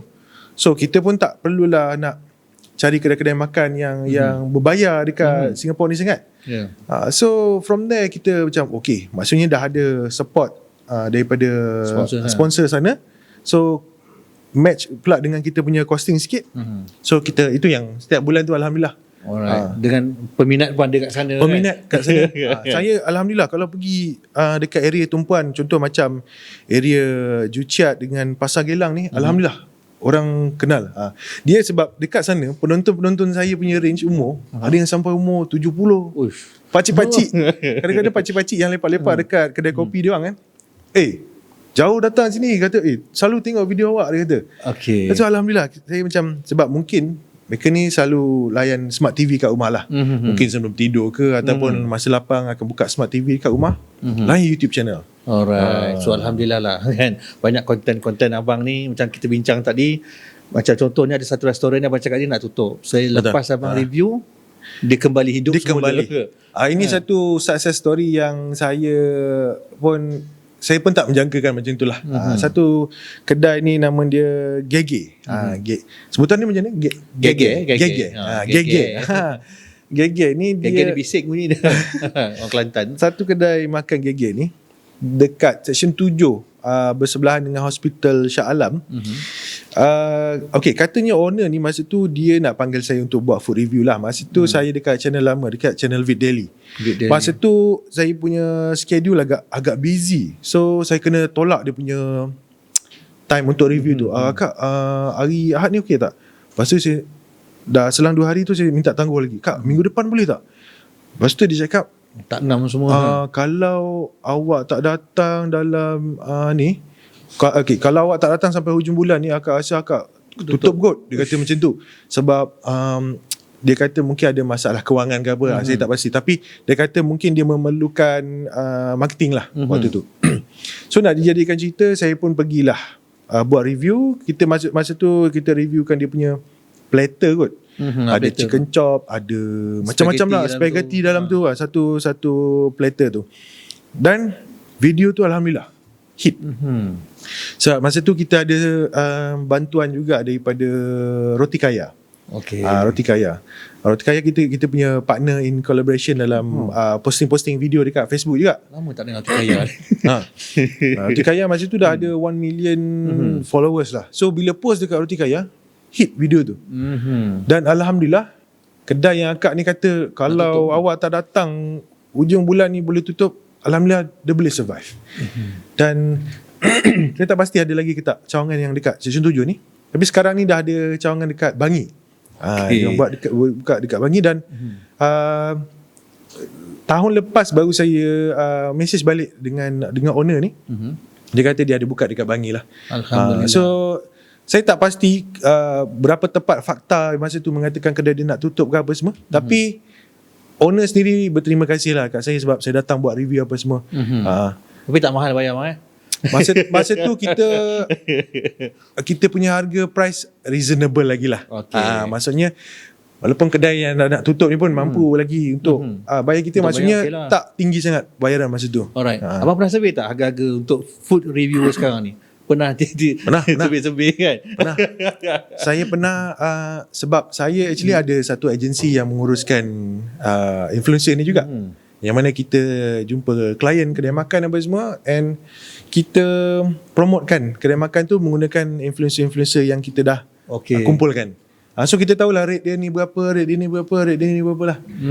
So bila dah kita panggil dah manage influencer ni, kita tahu berapa harga dia orang ni. Dan okay, masa dulu bila saya tengok harga dia orang ni, saya macam terkejut. Uish, buat video simple macam ni pakai handphone, harga macam ni Macam ni tu sampai RM1,000 ke ratus bang? Kalau sebab kita ambil harga pukal. Okay, untuk So, bulan. kita macam selalu ambil dia ni. So jadinya harga dia ni dia bagi best price lah. Maksudnya taklah setinggi macam dia deal directly dengan kedai makan. Tapi bila bila fikir balik, dia punya harga ni macam uish. Kalau dah ribu-ribu macam ni, susah juga kita nak panggil selalu kan. So bila dia orang bagi harga pukal tu, alhamdulillah lah. Boleh. Tapi kalau direct peniaga rasanya mungkin agak tinggi lah. Tapi taklah setinggi macam 5, 6 ribu, 7, 8 ribu, 10 ribu ke, tak adalah. Still lagi, kalau untuk kedai makan yang nak grow, boleh lagi panggil dia orang ni. Alright, untuk food reviewer antara kita orang Malaysia, orang Melayu lah kita ni kan. Ramai di kalangan yang Melayu, tapi tiba-tiba dah ada juga daripada bangsa lain datang untuk menjadi food reviewer dan mereview kedai-kedai Melayu. Tapi kita untuk mencari, saya cakap tadi lah, isu halal ni pun sangat dititik beratkan juga kan. So maksudnya food review yang bukan non-Malay ni pun famous betul. Famous. Dia pun nak mengambil audiens kita. Betul. Sebab mostly audiens ni datang daripada kita. Betul. Ramai kan. Okey. Kan? Itu siap-siap yang ada yang dah gaduh-gaduh tu bang. Betul. Kan? Abang tak masuk liga tu Saya tengokkan je lah. Sebab bila dia tak petik nama kita jangan masuk. Kalau dia petik nama kita, baru kita join lah. Kenapa dia sekarang ni macam petik-petik ni macam korang planning ke nak jadikan benda ni viral ke, atau apa dia? Ada persatuan ke? Saya tak menafikan kalau ada satu macam pakatan ke apa kan, macam nanti kau kutuk aku, nanti kita kutuk. So dia macam bad marketing lah kononnya. Saya tak menolak kalau ada pakatan yang macam tu lah. Tapi kalau tengok daripada segi perbalahan tu, tak nampak macam dia orang ni berpakat. Tapi itulah yang menjadi mengeruhkan lagi keadaan bila tengok baca-baca komen-komen daripada netizens ni dekat video-video tu. So saya rasa orang tahu kot apa yang kita tengah cakap, video yang mana kan. So saya as a food reviewer pun rasa macam standard tu macam jatuh pula. Bila mana ada food review lain yang buat review dia macam sambil lewa, bagi information pun macam yalah, tak berapa tak cukup info kan. Sebab dia tak tahu apa yang dia cakap. Kadang-kadang yang jenis tak buat research pun ada juga kan. So kita rasa macam nak kena, sepatutnya food reviewer ni dia ada mindset untuk step up the game lah. Maksudnya bukan duduk kat takat yang lama kan. Dia kena sentiasa berevolusi. Maksudnya naikkan kita panggil apa? Value dia. Value dia as a food review. Jangan nampak macam terlalu low class sangat ke apa kan. Terlalu murah sangat kan. Betul. Masuk kedai menjerit pumpang-pumpang. Dia janganlah. Dia kalau macam saya tak kurang berminat, tapi saya tahu ramai penonton-penonton, ramai supporter-supporters yang support konten-konten yang macam tu. So pada saya selagi ada viewers dia, so tak ada masalah kan. Tapi untuk saya kalau boleh biar nampak presentable, orang nak tengok pun senang, gembira, orang nak tengok pun tak sakit hati. Pernah diajak ke untuk berkolaborasi untuk menjadikan sesuatu marketing back marketing ni? Ada dulu ada, tapi saya membantah sebenarnya. Saya tak apa suka dengan cara bad marketing, which is maki-maki ke, gaduh-gaduh ke kan. Sebab saya tak boleh macam berberlakon ni, macam tak boleh sangat. Tak real bro. Tak real. Dia macam bukan personality saya lah kot. Bukan personality saya. Sebab kalau boleh more to real lah. Sebab bila saya bervlog pun, saya more tu macam cerita benda-benda yang benda-benda yang realistik lah. Alright. Benda-benda yang berlaku lah. So abang mostly saya tengok pergi ke kedai makan everyday ni bang Yelah sebab kau abang buat vlog ni kan untuk makan ni kan, tak pernah efek kesihatan dia. Saya tengok abang maintain dia bang. Badan ikutkan berat tu memang dia macam yoyo. Dia kejap naik. Lepas tu bila job pun tak banyak, kita pun duduk rumah buat video editing pun tak banyak keluar makan, so turun. Macam yoyo. Tapi cerita pasal masalah kesihatan ni, tahun 2021 saya ada pergi buat medical check up lah. Tapi masa tu saya buat medical check up bukan disebabkan oleh saya ada rasa sakit ke apa, badan tak sihat apa, tak ada.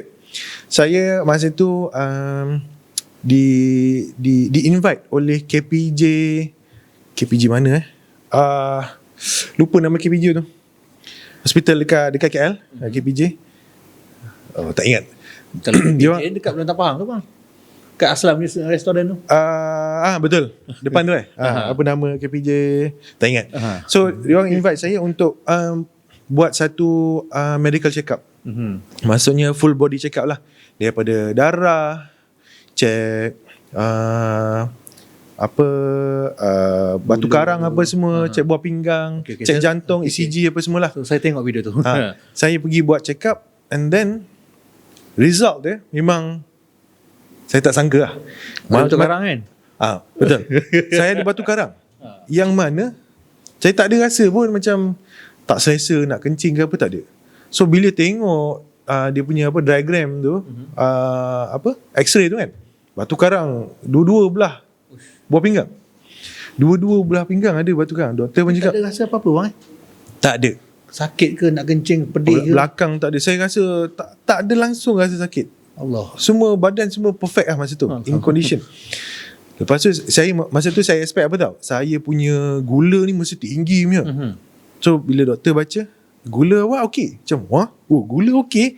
Kita tibai kadang-kadang minum manis, makan nasi kandar kan, sur makan macam-macam. Gula okey awak punya gula okey.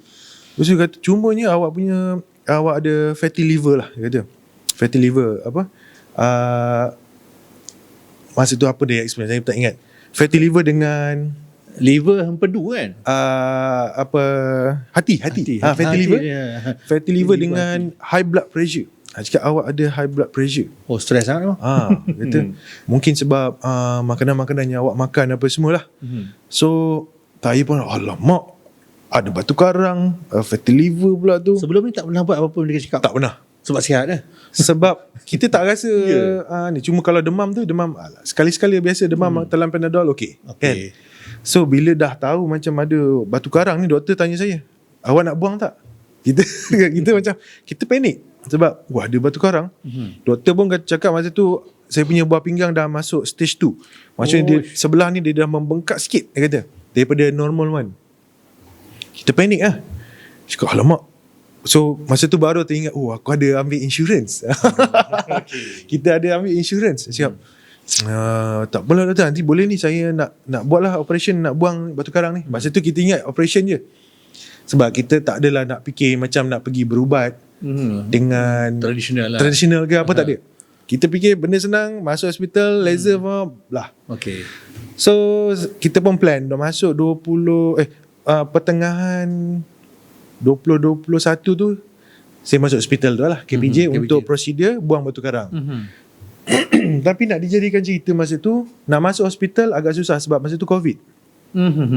Nak masuk buat prosedur kena buat COVID test. Dah lepas 3 hari negatif baru boleh masuk. Lepas tu prosedur tak boleh buat terlalu lama. Masa tu saya buat 3 kali rasanya. Saya buat 2 kali saya buat laser. Tu pun tak habis hilang lagi batu karang. Doktor kata ada certain angle tak boleh nak di laser kan. Dia menyorok lah. Dia kata mata laser tak boleh nak. Lebih kurang macam tu lah. Dia kata tak boleh nak hilangkan semua. So nak dijadikan cerita, saya dah buat prosedur laser 2 kali. Lepas tu ada ultrasound. Ultrasound tu 3 kali. Pun tak keluar juga batu karang ni. So redor je lah. So doktor kata tak apa, balance ni selagi dia tak pecah and tak keluar dekat, panggil apa masa tu, salur kencing ni, okey. Dia tak memudaratkan sangatlah buah pinggang. Tapi kalau kata kalau pecah keluar tersumbat dekat salur kencing, ini akan masalah. Sakit. Dia kata ini awak akan menderita. Tapi hopefully tak jadi macam tu. So doktor pun keluarkanlah tube apa semua. Dijadikan cerita, sebelum balik doktor bagi saya satu solution untuk minum, paket. Saya tak ingat solution apa. Tapi perisa dia blueberry kot. Perisa tu saya ingat. Makan dia memang tak hilang. dia agak masam solution tu. Dia kata nanti sampai rumah nanti awak minum. Sebelum tidur awak minum. So saya pun minum. Sampai rumah saya minum. Tengah tidur, saya terjaga, saya rasa macam dia nak terkencing. Sangat nak terkencing ni. So pergi toilet, nak kencing ni, rasa macam tersumbat. Pedih. Tersumbat ni. Ya Allah, ini ke batu yang doktor cakap tu. Kan? So sakit. Saya sampai melutut kan. Dah cangkung tu melutut pula. Yang mana pernah mengalami situasi ni faham lah kan. Alamak. Nak kencing, bayangkan kencing tak keluar. Tapi kita dah ready nak kencing. Dah ready nak kencing. Dah macam satu blok. Dekat puning kencing. So saya terang zup keluar batu yang besar. Saya boleh katakan besar sebab bila saya fikir balik macam mana batu ni boleh keluar dekat salur kencing. Saya terkejut. Kecepus. Saya pun saya macam besarnya. Saya ambil. Saya basuh. Memang betul ini batu yang besar tu lah. So yang bersembunyi sebelum ni doktor cakap tu. Doktor cakap tu. So lepas 3 hari saya ada check up appointment, follow up. Doktor buat x-ray. Doktor kata dah hilang batu awak ni. Dah hilang awak buat apa? Saya minum solution yang doktor bagi malam tu. Dia pun macam terkejut. Boleh keluar. Dia macam terkejut sebab sepatutnya batu tu pecah in fragments. Dia berterabur dah. Pecah-pecah halus-halus. Tapi dia seketul besar macam tu, tertanggal. Dia cakap alhamdulillah. Seksa lah juga kan. Terseksa. So itu doktor cakap sebab saya ada buah pinggang yang menghasilkan uric acid yang tinggi. Sebab saya pun ada gout masa tu. Tapi bro review makan bila tak berpantang ke macam mana? Bila bab makan ni kita tak boleh pantang. Lepas tu baru kita start pantang lah. Maksudnya kita tahu apa yang kita makan. Bila kita dah makan benda tu, kita kena kurangkan untuk next lah. Alright. So ada exercise ke selepas tu? Exercise ada, tapi setahun sekali lah. Berkurang lah kan. Saya exercise adalah kadang-kadang. Kan ada gym kat bawah apartment kita tu. Kadang-kadang ada kat gym tu ada, tapi jarang-jarang guna. Memang lah. Kalau selalu jumpa tu ada je. Ada lah. Kan? Alright. Untuk adik-adik kita yang nak masuk dalam bidang content creator, especially bab makan ni kan, sebenarnya dia boleh buat duit tak bang sebenarnya? Betul. Boleh buat duit. Boleh buat duit. Kalau abang don't mind lah, boleh cakap paling tinggi abang boleh dapat sebulan apa. If you don't mind lah. Paling tinggi 20 juta je dah. Amin. Tak adalah. Paling tinggi income abang boleh dapat daripada saluran ni lah digital bukan yang abang bayar ni. Kalau digital senang kata, saya boleh kata macam kalau dekat YouTube channel lah. Gaji tu macam gaji doktor pakar bedah, contohlah. Puluh tu ke dia mungkin boleh belas sampai ke puluh lah. Dia macam tu. Dia punya anggaran dia. Maksudnya kalau betul-betul pulun, betul-betul bersungguh. Maksudnya kita tahu apa nak buat, konten apa, and kita post regularly. Saya kebiasaannya sebelum ni saya post 3 video seminggu. 3 video seminggu. Tapi lepas yang saya dah pergi Singapore, so agak burn out sikit. So kita kurangkan jadi 2 video seminggu. So dia akan effect view jugalah kalau kita kurangkan posting ni dekat YouTube. Macam saya cakap tadi, saya punya CPM untuk yang konten di Singapore dia tinggi sikit berbanding konten-konten yang ada dekat Malaysia. So bila saya post kurang pun, saya boleh dapat satu amount yang hampir lebih sikit daripada yang konten-konten dekat Malaysia ni. So itu sebab saya boleh kurangkan sikit konten, maksudnya kurang bekerja tapi boleh dapat sama income dan lebih sikit. Maksudnya kita dah sampai satu tahap boleh lose sikit lah. Maksudnya tak adalah esok nak shoot mana, sebab 3 konten kan sebelum ni. Agak banyak. During that time yang sentiasa buat content tu, abang punya kehidupan waktu tu macam mana? Dah kahwin, susun jadual sebagai manusia biasa. Betul. Saya ni orang orang yang kalau ada jadual pun saya tak ikut. Dia macam tu. Cuma kita tahu bila kita deal dengan orang, kita kena follow orang tu punya timeline. So kalau untuk macam jadual saya, even jadual tidur saya pun berterabur. Kadang-kadang ada yang kita tidur pagi. Lepas subuh tu baru kita tidur. Sebab malam kita editing. Ada yang tengah hari baru nak tidur sampai ke petang pun ada juga. Sebab kita nak follow timing untuk editing dengan posting video. Semua abang buat sendiri sana, editing, recording. Untuk record pergi shoot video saya buat sendiri, seorang. Untuk video editing, wife saya akan buat kita panggil offline editing, which is potong-potong. Akan potong siap apa semua, and then saya dah siap, dia bagi kat saya buat online untuk bubuh lagu ke, wording lagu, kita nak susun balik flow dia, nak letak hook kat depan. So itu yang saya buat. Susah dah bang? Bila dah lama-lama tu expert lah, kita dah tahu apa nak buat kan. So jadi senang lah. Maksudnya walaupun lagi sejam nak posting ni, kita sebab tahu nak buat apa semua, kita boleh push. Alright, maksudnya editing abang buat ni purely daripada by heart lah. Maksudnya abang buat sendiri, bukan pakai apps yang convert terus jadi satu video. Kita potong sendiri. Mana kita rasa macam ayat tak kena, kita ada yang ayat yang kita kena construct balik, kita buat balik. Ada juga dulu pernah macam best juga dah ada AI ni. Ada AI ni kan. Bila campak ke AI, tak kena jiwa lah. Macam apa yang kau buat ni, susun betul balik. Lalas kita ambil banyak masa dekat situ untuk, sebab dah bercampur dengan AI punya editing kan. So macam tak apalah, kita tolak. Tapi mungkin sampai satu masa yang betul-betul bagus, AI boleh tiru cara kita punya editing, barulah kita gunakan AI. Alright. Ada tak another food reviewer datang untuk offer bekerjasama dengan abang? Ada. Ada few juga yang macam nak sama-sama buat konten. Even saya pun ada juga macam kawan saya Faiz daripada Melantak Babe. Melantak Babe pun saya pun selalu juga deal dengan dia untuk jom kita shoot sama-sama. Sebab viewers dia dengan viewers saya mungkin ada yang tak clash.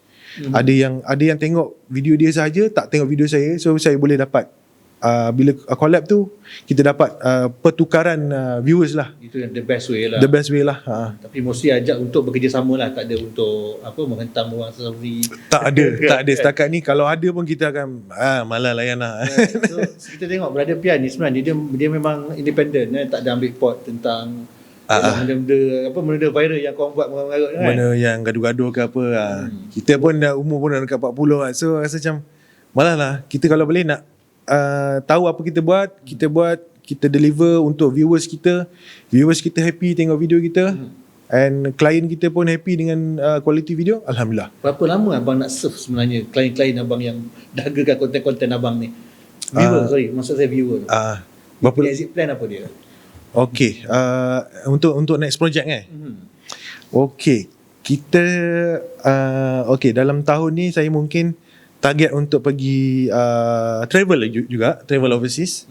Tapi kita nak buat sharing yang lebih santai lah. Sebab sebelum ni kita kalau travel overseas, kita banyak share benda yang terlalu a bit stress sikit. Mungkin berapa banyak duit, apa share apa semua kan. Yalah, saya tengok abang pergi Chef Burak kan. Chef Burak dekat. Memang best abang stick dia tu. Nampak macam dia garam dia pun. Dia punya nasi kita makan lamb shank, bukan lamb shank. Kita makan apa? Tomahawk. Bukan tomahawk. Saya makan apa masa tu? Dia ada yang lamb shoulder. Lamb shoulder dengan nasi tu dekat Chef Burak punya restoran di Istanbul. Itu satu experience yang menarik lah, sebab kita pun dapat jumpa sekali dengan Chef Burak. Dia ada sekali Dia ada sekali masa tu. Alright. So dia memang tak sihat ke apa maksudnya Chef Burak ni? Saya tengok rupa dia, sebab dah tengok dia lama kan. Bila tengok dulu dia macam berisi sikit badan lah. Bila kurus ni nampak macam tak sihat. Nampak macam tak sihat lah. Tapi dia sangat friendly lah. Bila jumpa orang apa semua, orang nak selfie semua dia layan. Lagi satu restoran yang abang pergi ni apa tu? Salt Bae. Betul. Salt Bae. Cuba cerita pengalaman dia best abang makan Salt Bae ni. Mahal kan? Okay, masa saya pergi Subway yang first ever tahun 2019, masa tu kita panggil apa, currency Turki dia okey sikit. Dia tak ada inflation yang teruk sangat macam sekarang ni.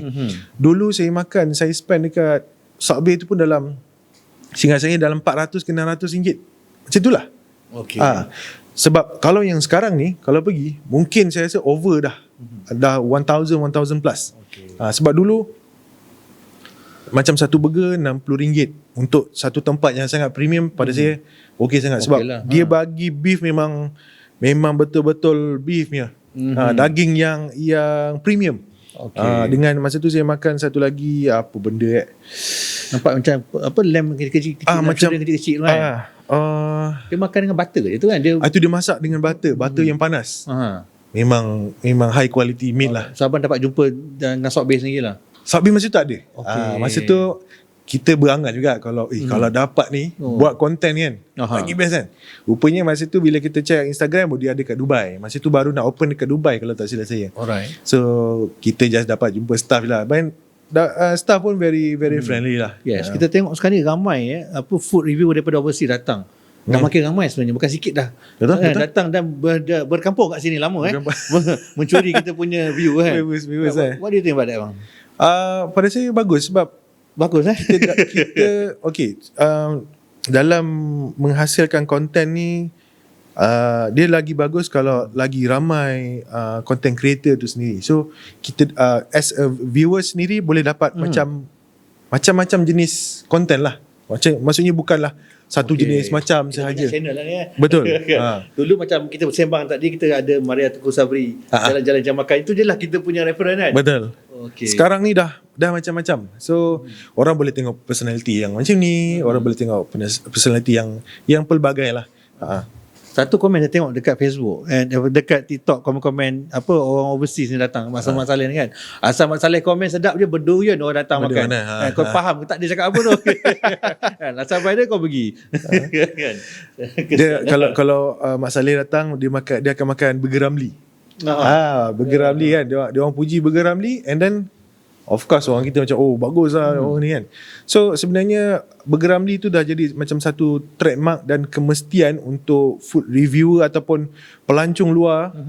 Kalau datang ke Malaysia kena try. Kalau dulu kalau datang nasi lemak. Nasi lemak ataupun apa? Mungkin pisang goreng ke kan.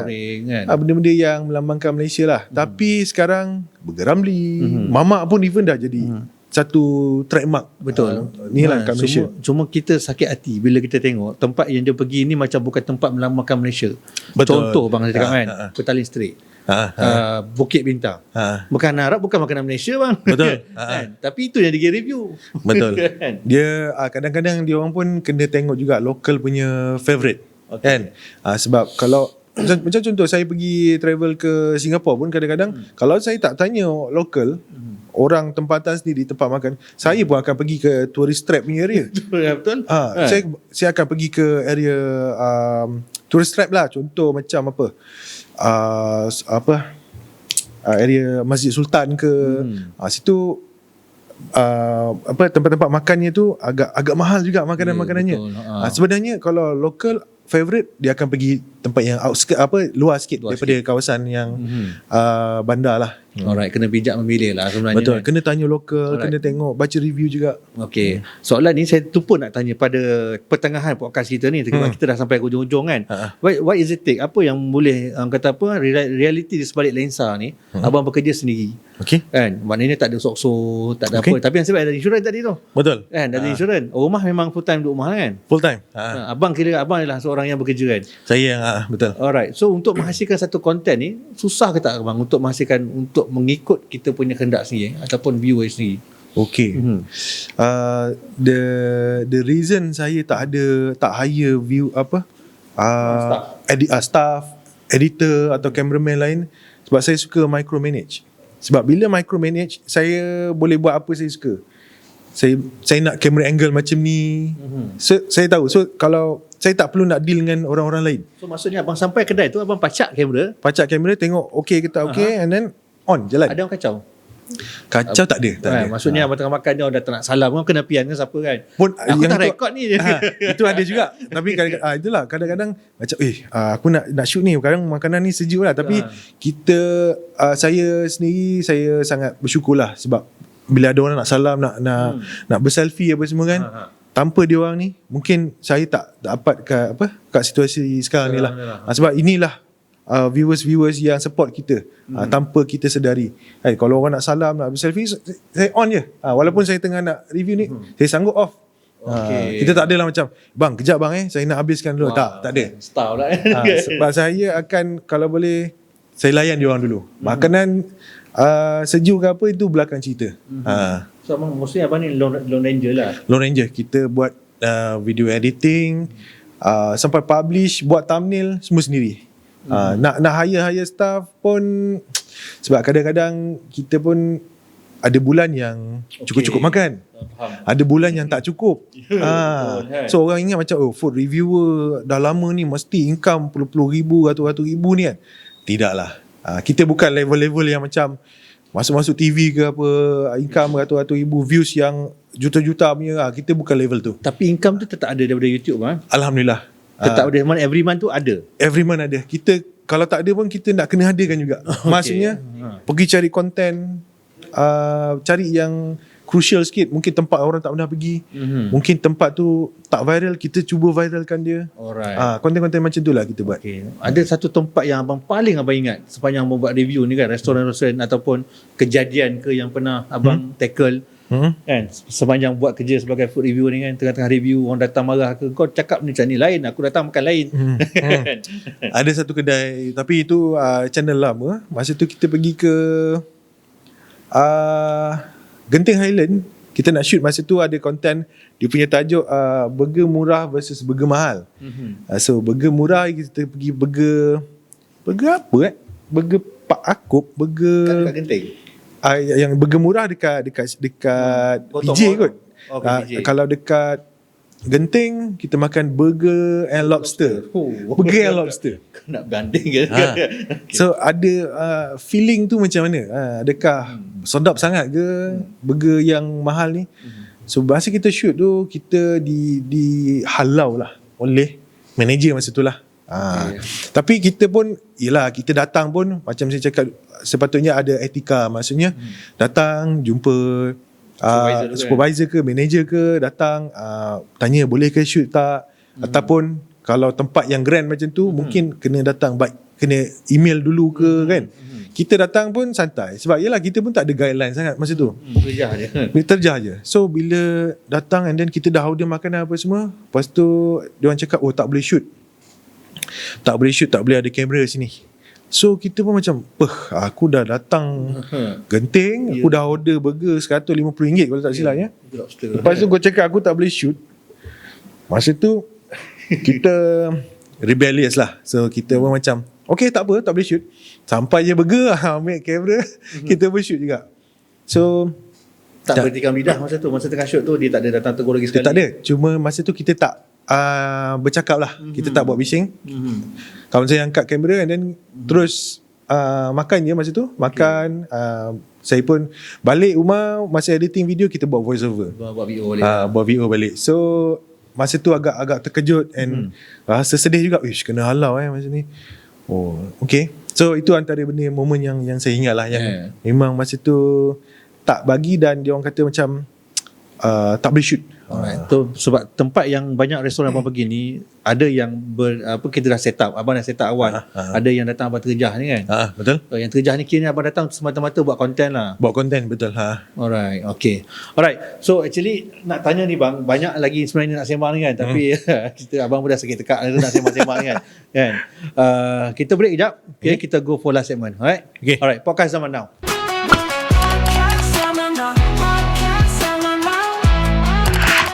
Hari ini saya bersama dengan Sifu. Kami podcast baru sebenarnya bang, tapi fokus kami kepada alumni UiTM dan juga rakan strategi lain lah. Yes, memang susah kita nak gain review, nak minta orang subscribe especially kan. Betul. Kita cakap hari-hari bang. Macam mana bang kita nak suruh orang subscribe ni sebenarnya? Dia bagus nak content untuk kau ni sebenarnya. Dia macam tu lah. Kita kena buat dulu. Once orang rasa macam berguna lah podcast ni.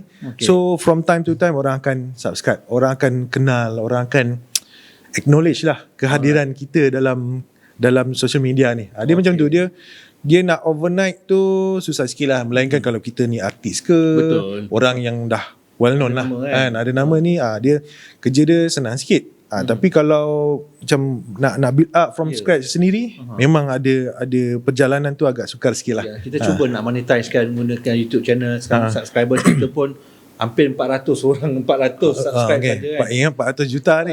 Kan? Tapi kita ada alumni yang ramai kan? Kita ada 800,000 alumni. Kita orang kata apa, alumni UiTM ni ramai. Kalau collect RM1 seorang dah jadi 800 kan, 800,000. 800,000 kan? lah. Tak semudah macam kita cakap macam Betul. tu. Kan? Saya kena memerah otak nak cari guest untuk datang.